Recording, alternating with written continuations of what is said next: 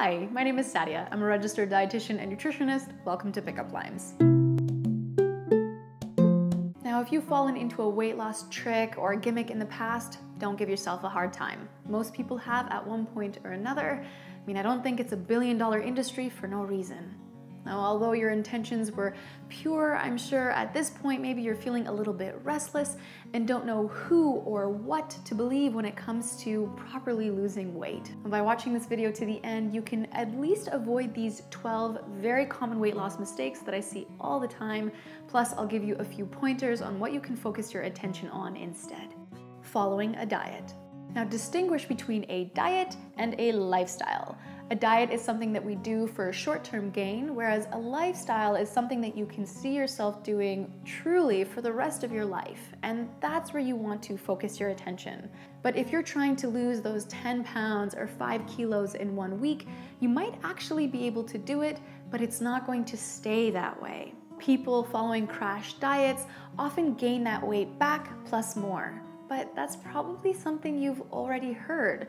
So the question to really be asking yourself then is, why do I keep jumping from one diet to another or keep trying the same diet over and over again if I'm not seeing any results? One thing I'm always telling my clients to remind themselves is that if there was a diet out there that really truly worked, we would have all already known about it by now and we would all be skinny. Short-term gains. Now, anything that promises instant results is a gimmick. This can be diets, it can also be shakes, bars, pills, light therapy, laser therapy, the list goes on. Now, I'm sorry to break it to you, but at least this way you can save your money and instead spend your time on focusing on long-term gains. Changes that you can make slowly and strategically to get to the results that you are hoping for. Restricting calories. Now, restricting calories puts our bodies into a state of ketosis, it's called.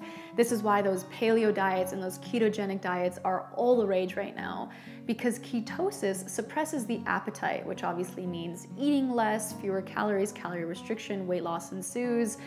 Why wouldn't you want to do this, right? And we're seeing loads of people with these before and after pictures 2 months later, 6 months later, and you see these ripped bodies and you want that for yourself, and I get it.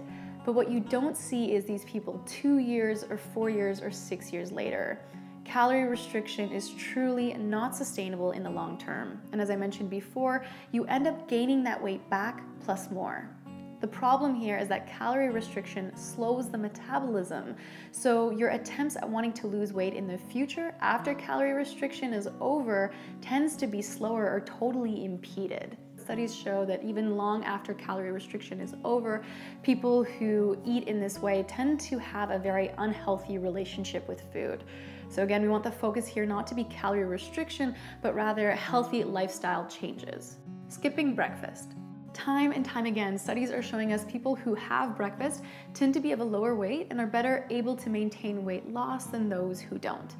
Now, I get it too that skipping breakfast can seem like a really easy way to cut calories, but what ends up happening is unplanned snacking, grazing, and overeating later on in the day.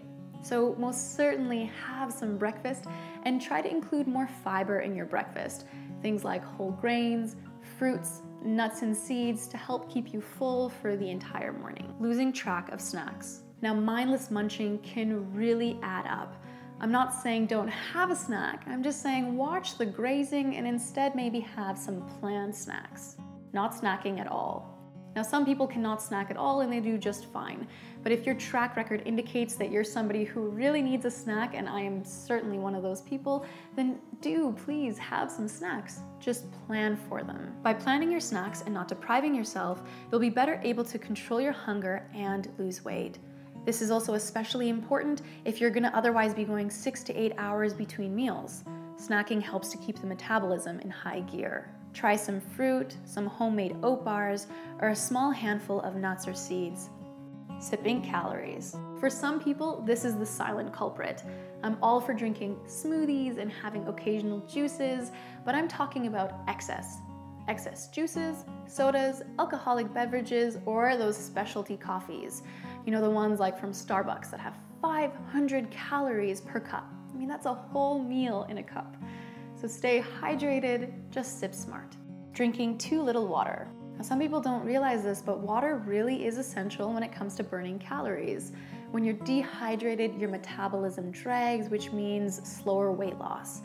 Try getting in the habit of having a water bottle with you at all times, and maybe also getting in the habit of having a glass of either water or tea at every meal and snack time. Eating out. Now, drive-thrus and cafeterias add loads of oil to their foods to keep you coming back for more because of the flavor that it might add. Of course, this is going to be a lot higher calorie than if you were just to make it for yourself at home. So certainly eat out on special occasions or as a treat, but not as a ritual. Maybe you can get in the habit instead of meal prepping or batch making your meals on your evenings off. That way you're going to be spending less time in the kitchen, and it's also going to help you with your weight loss goals. Plus, it'll save you some money. Focusing on willpower. Now, studies are showing us time and time again that willpower is a depletable source. It means that if you're going to be focusing on willpower to try to eat better or to exercise more, you're going to maybe find that it's not going to work. And this really leads to frustration for a lot of people and self-blame for not being able to stick with something when really it's not your fault. So what can you do instead? Focus on the why power. And by that I mean, ask yourself, why is it that you want to eat better or be more active? Write that reason down and reinforce the why instead of the will. Tunnel vision. Now, are you focusing on just one thing as being the source of your weight loss? Is only the food changing or only the exercise? I mean, food or activity in isolation will certainly help a little, but it might not get you entirely or fully to your weight loss goals. You want to be looking at a whole wellness approach to health. So this means adequate hydration, adequate sleep, lack of substances, and even a positive emotional state. You may have heard that increased stress levels also increase cortisol in our body, and that can actually cause weight gain and impede any attempts at weight loss. So do what you can to find some zen. Setting unrealistic goals. Now again, your intentions with this one may be pure, but do you find that you're setting these goals that you just can't stick with?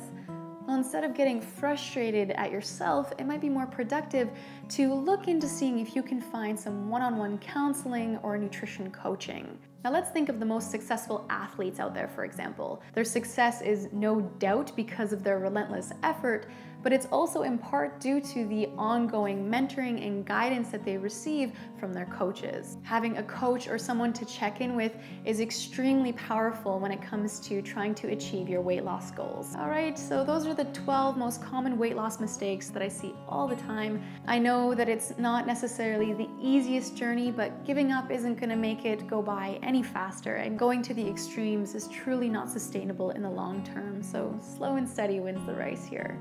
I'm gonna let you go now so that hopefully you can write down your why power on a little post-it and stick it onto your mirror or your fridge as a daily reminder to keep you going. So thanks for stopping by. I'll see you in the next video.